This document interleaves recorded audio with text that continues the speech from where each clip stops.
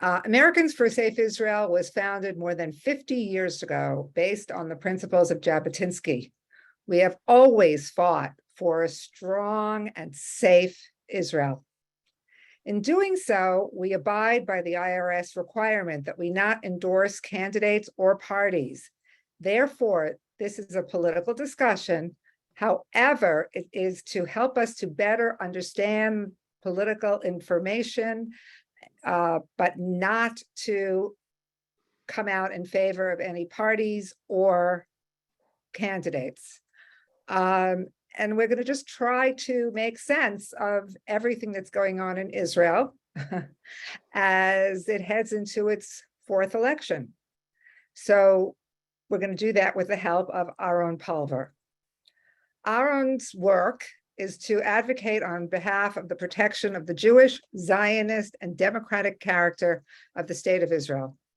His involvement in these crucial issues and contact with those who are on the front lines fighting for these ideals gives him the experience and insight to evaluate the political situation confronting Israel, especially now as the country heads into another election this fall.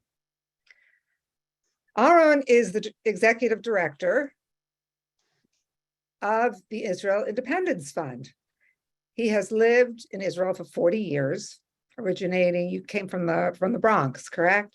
Correct. And that time span has provided him with the proximity, contacts, connections, and understanding necessary to spearhead the Israel Independence Fund's mission.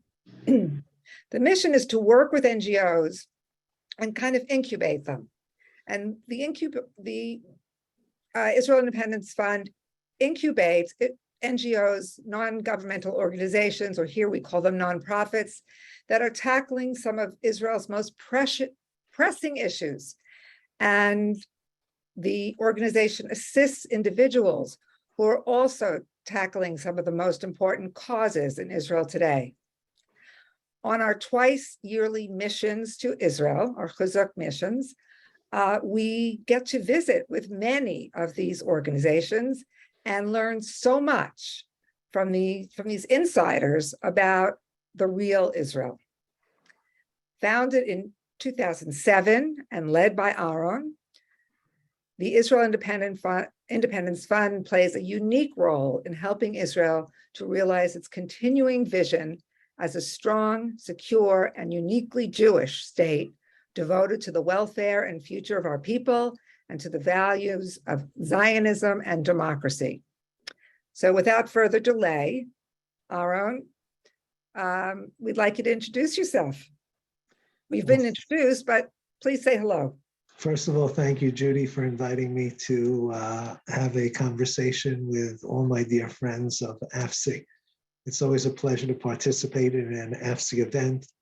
As you know, I have only the greatest respect for AFSI and for the unbelievable work that AFSI has done in so many years of activity for the state of Israel, for the land of Israel, for the Jewish people. I'm always amazed at the breadth of work that AFSI undertakes. Your Chizuk missions to Israel are incomparable. I've never seen a mission come to Israel in all my years in this country that actually travels the length and breadth of the country and in a very brave and unafraid manner visits sites that most people shy away from. So it's a particular pleasure for me to participate in an AFSI event, and I'm very glad to be here this evening. As Judy said, I've lived in Israel for more than 40 years.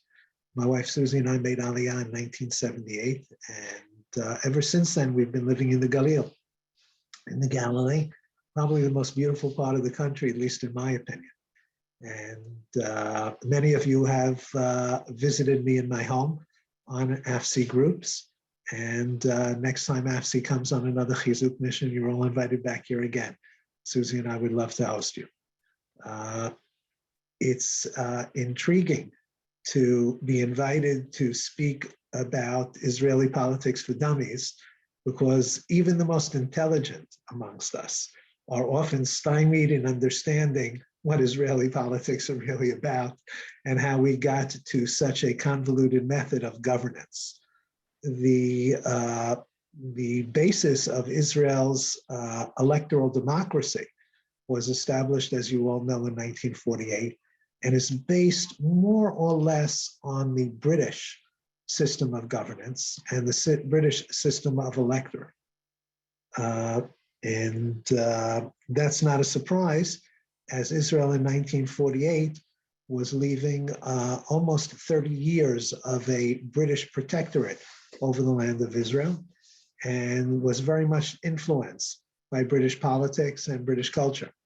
And at the time, it seemed like that method of governance would be most suitable to Israel, with one departure.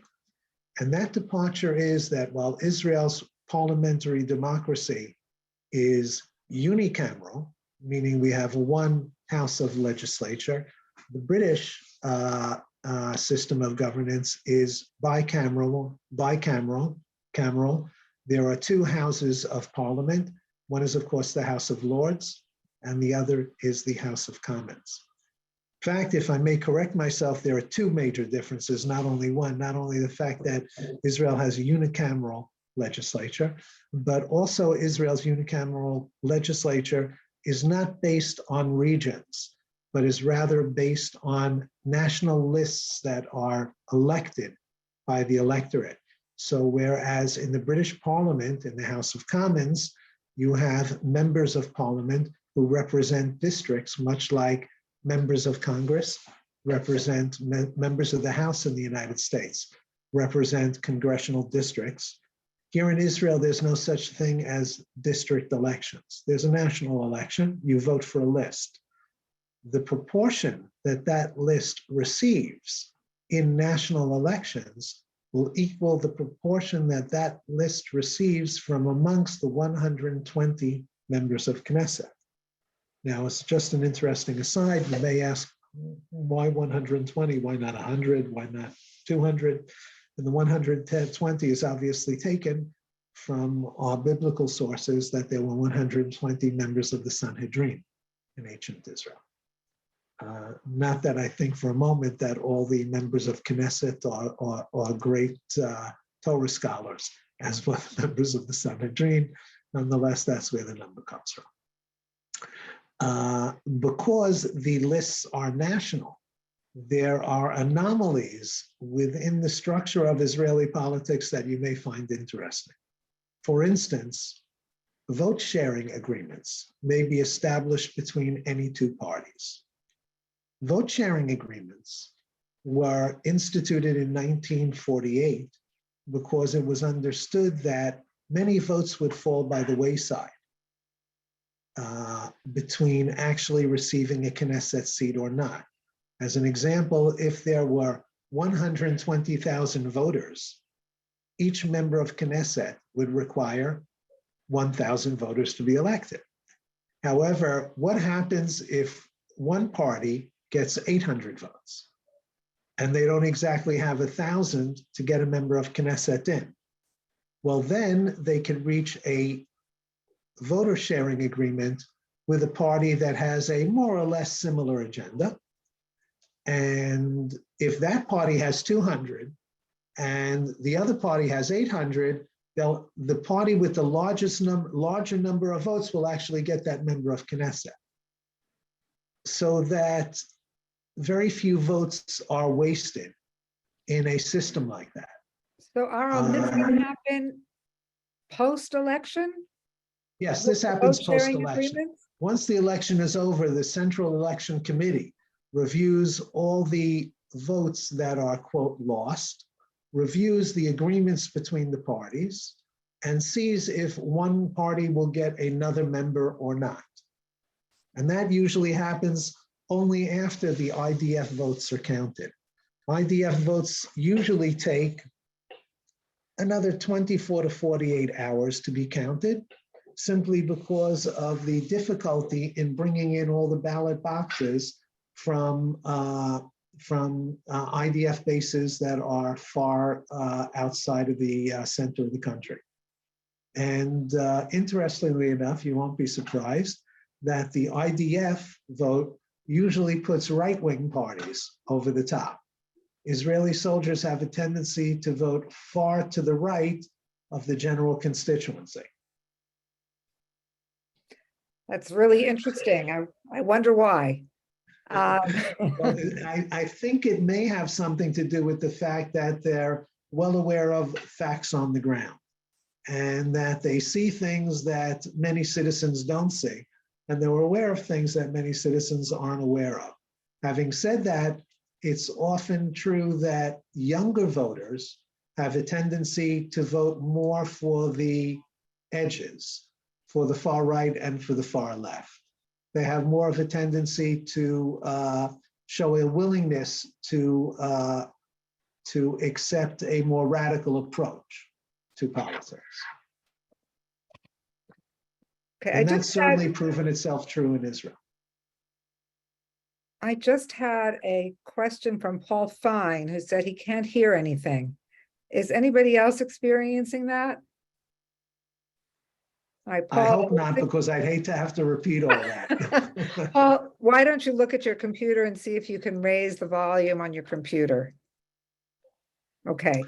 One of the questions that I know that you received, Judy, has to do with how do people get put on these election lists that are ultimately proposed to the public?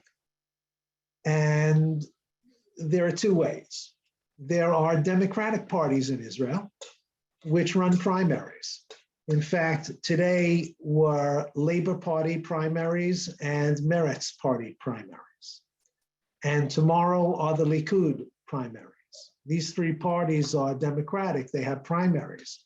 They ask people who are registered voters, much like Democrat or Republican primaries in the United States, who do you want to represent you on this national list? 1, 2, 3, 4, 5, 6, 7, etc. And for instance, in today's Labor Party primaries, Nachman Shai, who today serves as a minister, the Minister of Diaspora Affairs in the Israeli government, was basically voted out. He was placed rather than number 3 on their Knesset list. He was demoted to number 10. The Labor Party, in most opinion polls, doesn't get more than 5 or 6 seats in the upcoming election. So Nachman Shai is out. Omer Bar-Lev, who today serves as the Minister for Internal Security, was also voted off the primary list. He's now listed as number 8, which also makes him far off what the Labor Party is scheduled to obtain or estimated to obtain. I haven't seen the results of the Meretz Party primaries. Tomorrow are the Likud primaries. The Likud is the largest Democratic Party in Israel with over 120,000 registered members. And tomorrow will be the Likud primaries. In the Likud primaries, we have 177 candidates running for the Likud primaries, and they will be listed according to the votes they receive as from number 1 to number 177. The Likud is, in most opinion polls, scheduled to get anywhere between 32 and 35 seats. They may even get up to 36 seats. So obviously anybody coming in number 177 probably won't make it into the Knesset. Obviously won't make it into the Knesset. In addition to which, on the Likud list, there are also numbers that are blocked out. As an example, there's a seat that's reserved for an immigrant who's in Israel for less than 10 years. There's a seat that is reserved for a young and up-and-coming politician who's under the age of 35. There is a seat reserved for a representative of the Galil. There's a seat that's reserved for a representative of the Negev. There's a seat that's reserved for the representative of Haifa and Tel Aviv. There's a seat that's reserved for a representative of the Moshavim. And that is all within the first 40 seats of the Likud. So really, within the first 40, there are about 32 seats in the Likud that are up for grabs. And for those 32 seats, there are 177 candidates. There are undemocratic parties in Israel. And first and foremost amongst the undemocratic parties are Yair Lapid's party. Yair Lapid's party has been around for 16 years, and there has never been a primary. In Yair Lapid's party, there is Il Duce, and his name is Yair Lapid, and Il Duce decides who will be number 1, 2, 3, 4, 5, 6, 7, 8, et cetera, et cetera. He cherry picks his own list. The members of his party, of the Yesh Atid party, there is a future party, have absolutely no choice in who will be on the list that's running for the Knesset. He chooses who he wants, and by the way, he deposes who he wants. Anybody who gets on the wrong side of Il Duce is out. And he's notorious for dumping people from the list if they have anything to say about his leadership that's negative. So it's very much a sycophantic party, and it's not a democratic party. The guy who runs around screaming democracy, democracy, democracy 24 hours a day is probably the most undemocratic of all Israel's politicians. Another list that is uniquely undemocratic is Avigdor Lieberman's list, Yisrael Beitenu. There are no primaries in Yisrael Beitenu. Avigdor Lieberman is very much Il Duce too. He decides who runs on his list, and only the most sycophantic of his party members can make it onto the list to be elected. So there you have it in a nutshell. Two different types of parties in Israel, democratic, undemocratic. There are parties on the left that are democratic. There are parties on the right that are democratic. There are parties on the left that are non-democratic, and there are parties on the right that are non-democratic. Aharon, I'd like to ask a question. I don't know if this reflects anybody else's concerns, but are the people who vote in these primaries already members of that particular party? How is that determined? If not, can't people undermine the list in that respect if they wanted to? The answer to that is a bit complicated. Yes, first of all, party membership in Israel is absolutely voluntary. And in all the democratic parties, to participate in the primary, you have to be a card-carrying member of that particular party. However, it has happened before that large groups of people have joined a particular party in order to try to sway it. For instance, within the Likud, there is a group that is referred to as the New Likudnikim. The New Likudnikim refers to a group of people who decided to try to undermine the Likud from within by voting in people who have an agenda that is very much unlike the Likud's agenda, particularly in terms of issues of national security and particularly in terms of Judea and Samaria. There have been calls for that group to be disenfranchised from the Likud in a manner that would be considered cherry picking, literally going through the lists and trying to determine through some form of intelligence work who really is a mole and who is not. It's never really succeeded. It has only been tested moderately, and I don't think it was successful. So basically, you do have groups that try to inundate a particular party and undermine it. However, I don't think it's ever really worked. Okay. I'm going to give you some of the questions that came in earlier for you. Murray Rubin asks, I thought Israel was smarter than they show me. It is stupid to have so many parties when the only very important point is to safeguard Israel. Why don't they raise the level for entry to the Knesset? Well, Murray, it's a good question. And the answer lies in the quintessential joke that, you know, when you have two Jews, you have 3 synagogues. Israel is a very opinionated country, as I'm sure you know. And because it's so opinionated, we have all these splinter groups and all these break-off groups and all these different types of, for instance, take a look just at the religious camp. There are so many religious parties, I can't even count them anymore. And they've morphed so many times, sometimes it becomes confusing. We have spoken, there have been attempts in the past to raise the minimum requirement. Today, the minimum requirement is 4 members of Knesset, which, if I remember correctly, requires somewhere around 110 to 115,000 votes. However, there have also been calls to lower the minimum requirement, to allow parties that would only get 2 members of Knesset. I don't really know what the best thing is. I certainly wouldn't raise the minimum requirements from what it is today. I wouldn't suggest that at all. I don't know if I would lower it, but I certainly wouldn't raise it. So it was just raised, correct? It was raised about 8 years ago. About 8 years ago. Correct. Once upon a time, it was enough to have 1 member of Knesset elected, and your list made it in.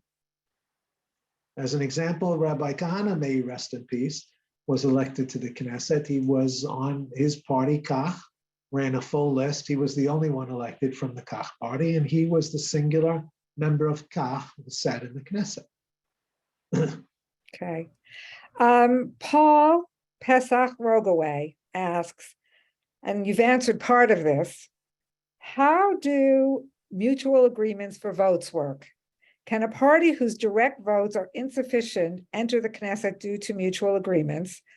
And please explain the right-wing party situation, the polls, the possible agreements to link parties, etc. Which polls have been most accurate in the recent past? Well, I think I addressed most of the first part of the question. Yes. However, the second part of the first question that you mentioned is that, yes, a party that doesn't reach the minimum can get into the Knesset if it has a vote sharing agreement with another party, and the votes shared with that party put it over the top for 4 members of Knesset. That could happen. That could absolutely happen. In terms of how the political system works, if that does happen, once again, it's a system that's determined by the National Election Committee after the soldiers' votes would be counted.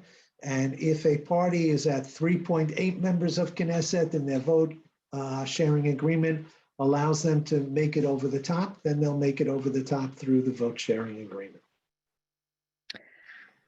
Bernice Lipkin asks, do Arab parties have the same system? Yes. The Arab parties, by the way, are the infamous Rishima Mishutefet joint list, which is an amalgam of 3 anti-Zionist, anti-Semitic Arab parties, are actually democratic. And they have party members, and their members vote in primaries. And very much like in the Jewish parties, they have democratic elections, and those the members who stand for election in national elections are determined by those primaries. The Ram party, headed by Mansour Abbas, which has been in coalition with the Lapid government and the Bennett government, is not a democratic party. They have what's called the Sharia Council, a religious council, which decides which members will be on the list. Okay. Murray Feldman, very direct question. How are ministers chosen? Ministers, unfortunately, are not always chosen because they have a professional ability to address the ministry that they're chosen to lead. More often than not, ministers are chosen because of their relative strength within any given party. so that if somebody in the Likud, as an example, places number 3 in the primary run from amongst the 177 candidates who are running, that person who reaches the number 3 spot obviously has a very large circle of support within Likud, which means that the prime minister, if the prime minister is the head of the Likud, would have a very hard time denying that person a senior ministry. A senior ministry meaning defense, foreign affairs, internal security, the Ministry of Interior, etc. So often, who gets what ministry is determined by their relative strength within the party. On the other hand, there are some shining examples of people being chosen to be ministers because of unusual ability to lead those ministries. And one case that comes to mind is Yuval Ne'eman, who was not a member of Knesset and was chosen to be the Minister of Justice by Bibi Netanyahu. By the way, you do not have to be a member of Knesset to be a minister in the state of Israel. You can be a minister and not be a member of Knesset. In fact, many of you may have heard of something called the Norwegian law. The Norwegian law in Israel refers to a law that was copied from the Norwegian parliament, which allows members of Knesset to resign from the Knesset if they are appointed to be ministers. If they are deposed from their ministries for whatever reason, at any time, they resume their Knesset seat, and the person who sat in that seat temporarily then has to resign the Knesset. So that the Norwegian law is used to keep the people in the party happy, because if somebody's a member of Knesset, that's enough prestige. They can make room for other people, usually younger members of the party, to work in government as well by entering the Knesset. And of course, if they're deposed for one reason or another from their ministerial position, they resume their Knesset seat.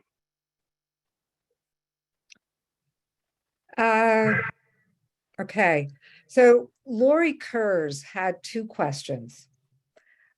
Number 1, from the media I receive, it seems as though many Israelis are against sovereignty. Is this accurate? Also, why do Israeli publications that she sees refer to land as occupied? Does not the spoils of war go to the victor? Okay. Let's start with the second question first. In Israel, you have media publications and you have news groups that are left-wing and often take a stance that I would consider to be anti-Israel. Those news media outlets and those newspapers and those TV stations will use terms like occupied because that's their political agenda. It's been shown, and this refers also to your first question, it's been shown time and time again in poll after poll after poll that the majority of Israelis, even the majority of secular Israelis, are in favor of sovereignty in Judea and Samaria in Area C at least, just as the majority of Israelis are in favor of full Jewish religious and civil rights on the Temple Mount. So despite the fact that the left-wing media may be shrieking from the hills about occupation, quote unquote, the vast majority of Jewish Israelis are not there. They're not there at all. So there's a tremendous amount of disinformation, and there's a tremendous amount of skewing of the news in Israel, as well as in the United States, from what I read. There's a lot of fake news here. And if one was to believe the media, the vast majority of Israelis would be voting for the joint Arab list. That's obviously not the case. Israeli Jews are actually quite sane in terms of how they view the country, how they see the country. Let's not forget that for the past 20 years, Israeli Jews have been voting consistently for right-wing governments. Even in the last elections, Gideon Sa'ar and Avigdor Lieberman took right-wing votes, and Naftali Bennett, of course. Those three politicians took right-wing votes and handed it to the left on a silver platter. If they did not steal those right-wing votes, there would have been a right-wing government all along for the past year.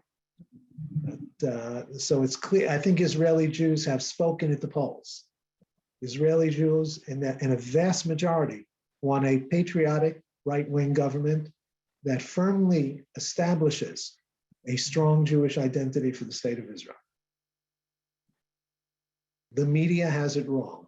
And by the way, the polls in Israel are usually 2 or 3 seats below where they should be in terms of the right-wing camp. There's the Donald Trump factor in Israel as well. Just as in American polls, people found it somewhat embarrassing often to tell a pollster over the phone that they were really going to vote for Donald Trump when they actually did in the end. You find the same thing with right-wing votes here in Israel.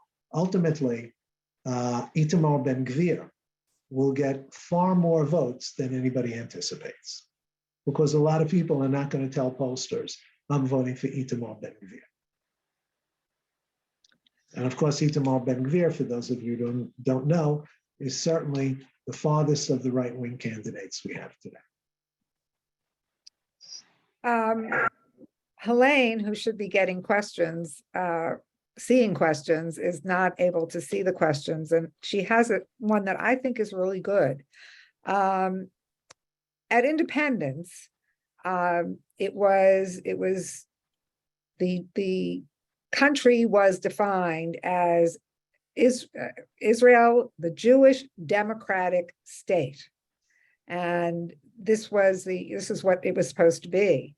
Why is it not a requirement of being in government to be supportive of the Jewish democratic state? Because of the Supreme Court. Here's an interesting quandary. The Knesset Ethics Committee has Knesset election after Knesset election decided that the Joint Arab List may not run for Knesset elections because they are not willing to openly state that they are in favor of a Jewish and democratic state. Every time that happens, the Joint Arab List, and by the way, the Knesset Ethics Committee is made up of representatives of every political party in the Knesset. So when that happens, it's a majority of political parties, even some left-wing parties, that have agreed that the Joint Arab List is anti-Israel, may not sit in the Israeli elections. However, when subsequently the Joint List appeals to the Supreme Court, bingo. The Supreme Court says, well, in terms of Israel's Arab citizens, this issue is not relevant. It would be undemocratic of us to anticipate that they should admit that this country should be Jewish. Really? Was it undemocratic of African-American citizens in the United States during World War II, at the height of Jim Crow, to fight to get into the United States Army to do their share during World War II? Was it undemocratic when Japanese Americans carried the flag in Europe during World War II and received more unit citations than any unit in the history of the United States Army? Why in the world should we constantly offer Arab Israelis discounts on the minimum requirements of citizenship? It baffles the mind. But our Supreme Court, more often than not, baffles the mind. 6 years ago, the Israel Independence Fund took the Israeli Police Department to the Supreme Court, demanding that the two lines that exist for going up to the Temple Mount be abolished. There have always been two lines. One line for anybody wearing a kippah or a head covering, or anybody who looks remotely religious or remotely Jewish in any manner, shape, or form, and one line for everybody else. We maintain that this was illegal and is outright religious discrimination must be stopped. The police department came in with a very simple defense. They said, there aren't two lines. It's an absolute lie.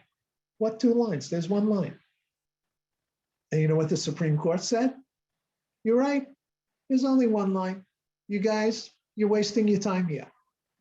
When our attorney stood up in indignation and said, may I use the term blatant lie in the Supreme Court? She was told by 3 justices of the Supreme Court that she may not use that term. So that's our Supreme Court. Until we have serious judicial change in this country, we can anticipate that the Supreme Court will continually align itself with Israel's enemies. Big problem. And there are people working on it, very good people working on it, people who are working with the help of the Israel Independence Fund. However, it's a slow process, especially when they can overrule the Knesset. One of the things that the Israel Independence Fund has been engaged in ever since we found out about the upcoming elections, and once again, very much as you made a disclaimer, Judy, I could only echo that disclaimer and make my own disclaimer. The Israel Independence Fund endorses no particular party and endorses no particular politician. However, what we have conducted is we've conducted a round of discussions amongst the NGOs with whom we work, and we've come up with a list of issues which we are going to be giving to all the parties after the primaries, and saying these are the issues which are burning in terms of the national camp. These are the issues we anticipate your parties to adopt. And if you adopt them, then you will have the support of people like us. If you don't adopt them, we will not be able to vote with you. And the issues have to do, and the issues that we're raising are issues that often politicians, unfortunately, have not taken enough, have not learned enough about. And I'm trying to use that term in a kind fashion. The issues in the Galilee, for instance, are burning issues that speak directly to Israel's governance over one of the most strategic areas in the country. Over the past days, with the recent operation that the IDF conducted in Gaza, it's interesting to note that in the so-called mixed cities like Ramle, Lod, Yafo, Akko, there were pro-terrorist demonstrations by Arab citizens, but there was no violence. However, in the Galilee, violence was everywhere. Cars were stoned on the roads, people were injured, Jews were attacked when they went to daven at religious sites close to Arab villages. Jews were attacked in the streets, and we saw more violence in the Galilee than we saw in other parts of the country, anywhere else in the country. And while that is not being reported widely in the press, it's indicative of an area of tremendous concern to us. And we will be proposing to parties particular issues that they have to raise in terms of the Galilee, like Jewish settlement. As an example, and this is something people probably are not aware of, if a young Bedouin who has not served in the IDF wants to build a home in Rahat, which is a large Bedouin settlement near Beersheba, he is entitled to a free half dönum of land to build his home. If a young demobilized Jewish soldier in the Galilee wants to build his home, he will pay anywhere from 600,000 to 1 million shekel for the same half dönum of land.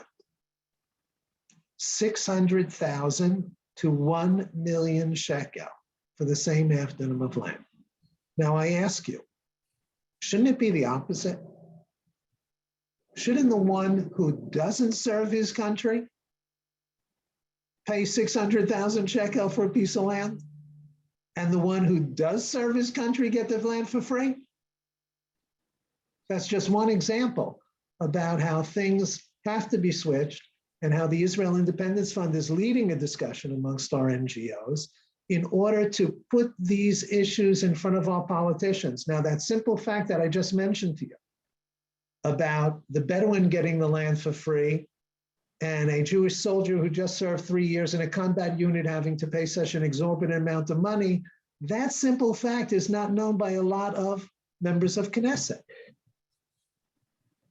I learned long ago that while politicians may be very well motivated, they're not always well educated. And the responsibility of an educated and dedicated citizenry is to work together with politicians in order to create change. And the Israel Independence Fund, Baruch Hashem, has been doing that for 15 years. And please God, will continue to do it.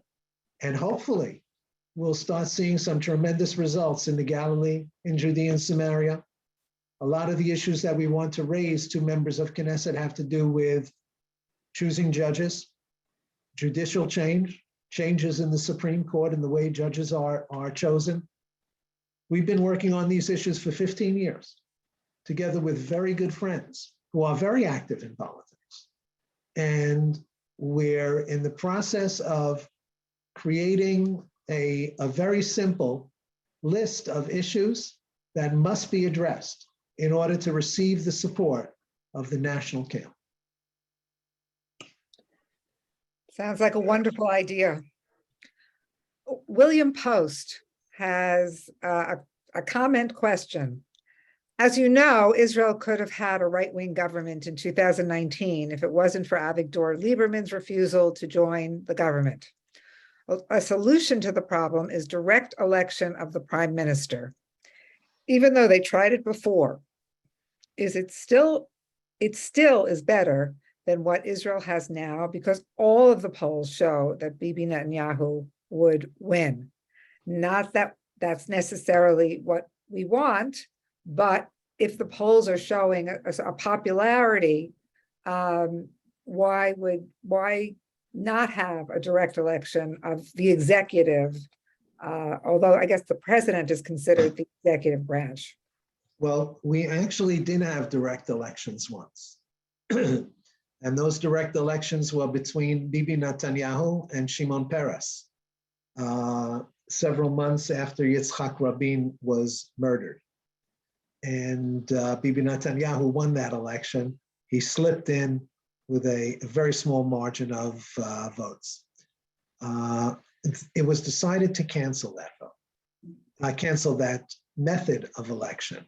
And I think the underlying reason was, and this is something that I would be very concerned about as well, is the fact that we have a very vocal minority of 20% of the population, which is not necessarily well disposed to a Jewish state.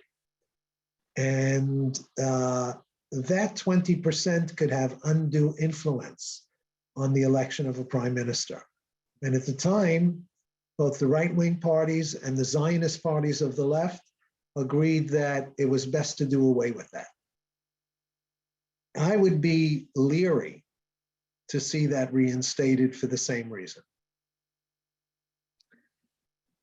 Well, your good friend, Glenn Richter, would like to know, very easy, very simple question.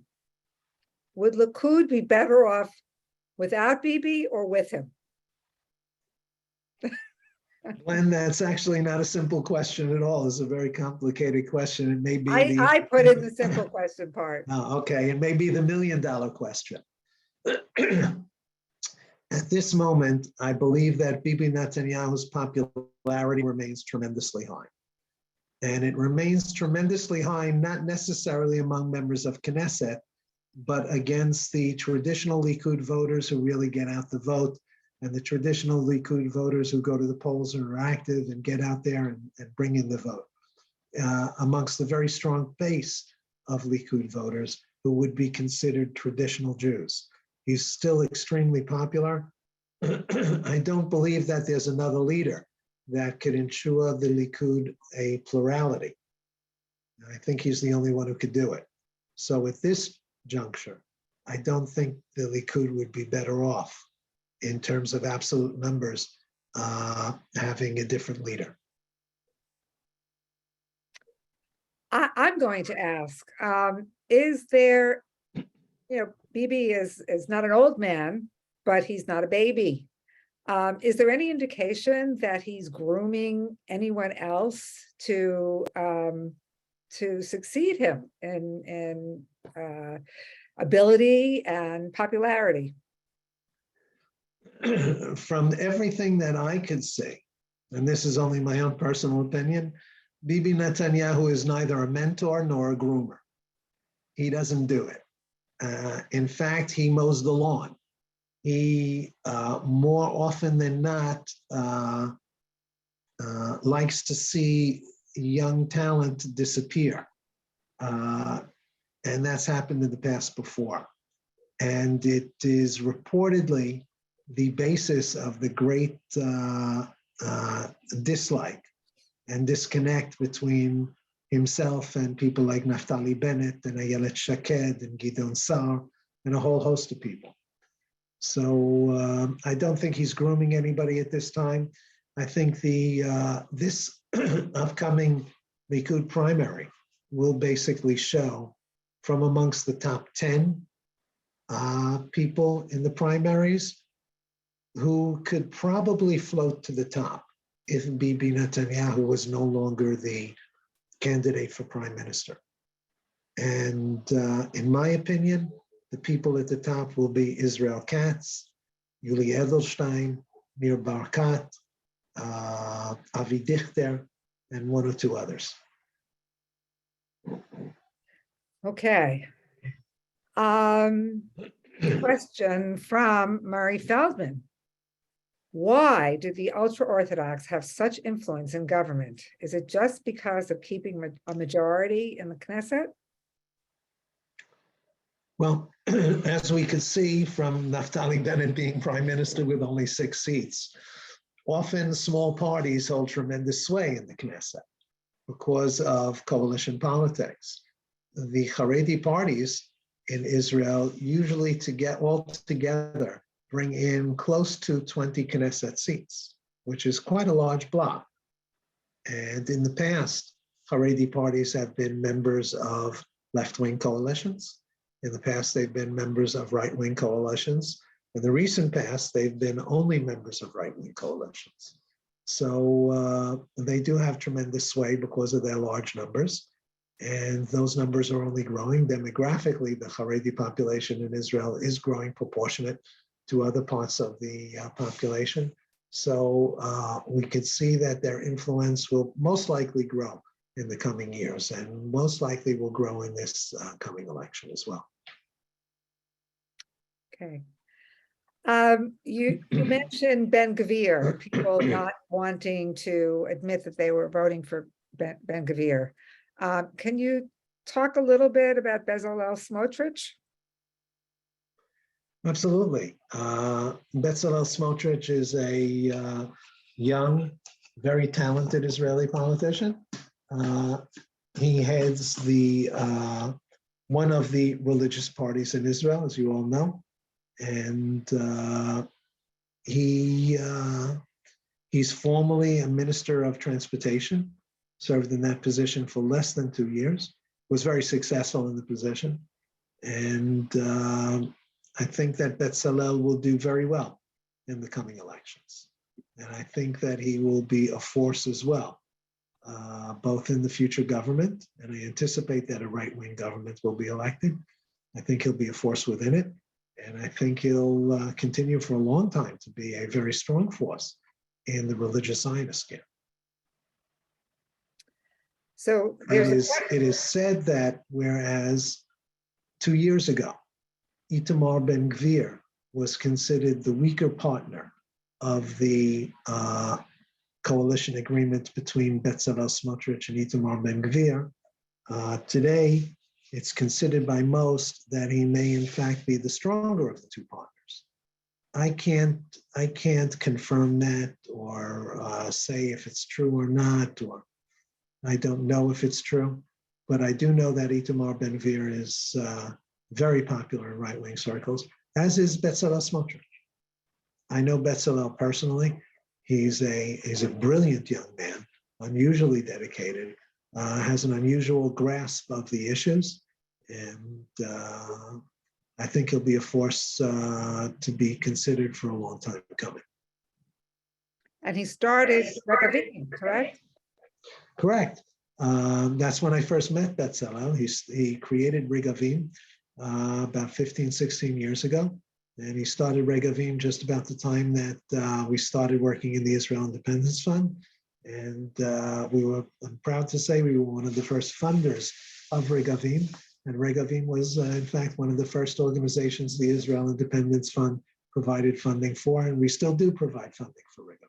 And they continue under the leadership of my good friend Mayor Deutsch to do an unbelievable job in terms of guarding Israel's land resources and ensuring its usage for the Jewish people. We always meet with Regavim because there's always something going on with land issues. I mean, it's an unending problem. And we speak usually with Naomi, who is the foreign correspondent, and she always has fascinating, if disturbing, things to share with us. Jay Lewis, I asked a question, and I think maybe the question is, if most Israelis are right-wing, why do they elect left-wing judges to the Supreme Court? Because the system of election of judges to the Supreme Court is the most bizarre system of election of judges to the Supreme Court that anybody could ever imagine. In fact, the only country that has a similar system is Iran. I say that with actually a great amount of pain, although every time I say it, I have to laugh. It's true. In Israel, the system of the election of Supreme Court judges can best be described as friend brings friend. One judge brings along their best buddy. Up until about 5-6 years ago, the only people who could elect a Supreme Court judge were Supreme Court judges.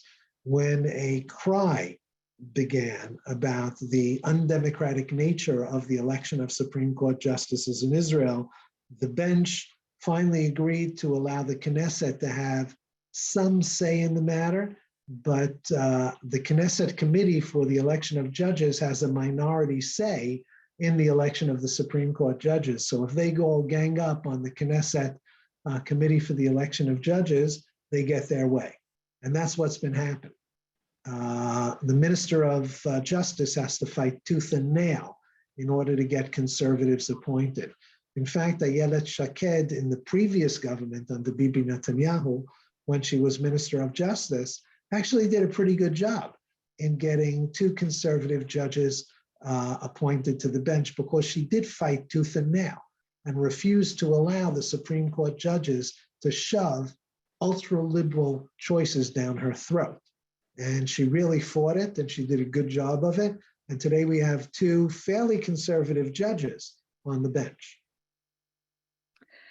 But Gideon Sa'ar, by the way, who is the current Minister of Justice, has proven himself to be more interested in being deep state than than in following through on his election campaign promises, and has not been willing to fight for Supreme Court judges that represent the vast majority of Israel's Jews. So Aharon, in the 2 minutes we have left, can I ask you, why have right-leaning parties been loath to vocally demand the end to Arab seizure of Area C? Well, let's start off with Bibi Netanyahu. Bibi Netanyahu, when it comes to external affairs, in my opinion, has done a brilliant job of protecting Israel. When it comes to internal affairs, the same Bibi Netanyahu that fights like a lion to protect Israel sort of been asleep at the wheel. And what's happened in Area C is, to a large extent, happened because sovereignty was not extended to Area C when the chance existed. Within the legal anomalies that exist concerning conduct, legal conduct, including land acquisition in Area C, because it's considered occupied territory in Israeli jurisprudence, the Minister of Defense actually has more say what goes on in Area C in terms of land usage and the application of law than does either the Minister of Justice or the Minister of Interior. So the current Minister of Defense, Benny Gantz, has perhaps been the worst defense minister we've seen in Israel's history when concerns issues in Judea and Samaria. He has actually encouraged European Union funding and European Union interference in the conduct of land management in Area C. And much of the land grab that we've seen over the past year is a direct result of Benny Gantz's positive reaction to illegal Arab land grabs in the area. Why hasn't it stopped? Because we haven't demanded it enough.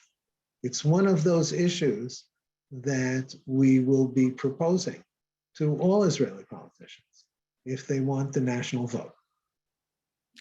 And we can't let this end without this question answered. Does Israel Independence Fund accept donations from outside Israel? Absolutely. The Israel Independence Fund is a non-political, IRS-recognized 501c3. And you can go to our website at fundisrael.org, fundisrael.org, or just Google Israel Independence Fund and you'll get to our website, and you can make a secure online donation to the Israel Independence Fund, and you can actually designate that donation to any one of the great organizations that we fund and support and work with. Aharon, I think you've given us such a wealth of understanding that we probably should have had, but didn't have.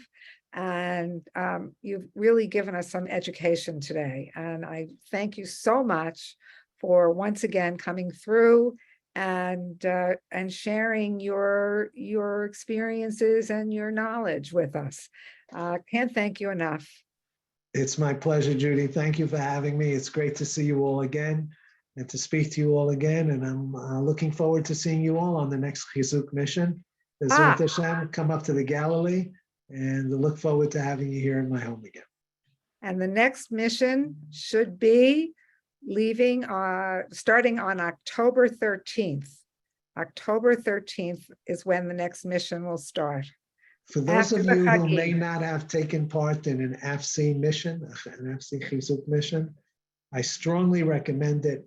I have never seen an organization that goes to the places that AFSI goes to. They will show you the true story. They will take you to meet the real people and show you the real issues on the ground, and they'll do it in a manner that nobody else can do it. So I highly recommend it. I suggest that all of you take a look at your calendars and seriously consider joining these important missions. And by the way, another thing that you should take into consideration when you join an AFSI mission is that the communities and the people you meet walk away immensely empowered, knowing that they have support in the United States. You must remember that Birthright and your local Jewish federations are not going to go to these places. It's only you people who will go to these places and bring a message of support to pioneering families throughout Judea and Samaria, throughout the Galilee and the Negev, that there are people in the United States who love them and support them, and they need this message. It's important that you come. It's important that you visit. It's important that you give hugs and show people all the warmth you have for all the good work that they do. So, Judy, I can't thank you enough for constantly bringing people here and constantly spreading that layer of love and devotion that people feel everywhere in Israel. Thank you so much. Well, thanks again. We're going to take everybody off mute. Aharon, I understand if you have a next meeting to get to, but we're going to take everybody off mute because there are so many AFSI people here who like to talk to each other, and let everyone say hello to their friends. Thanks for having me again. Take care again. Bye-bye, Aharon. And the recording is stopped.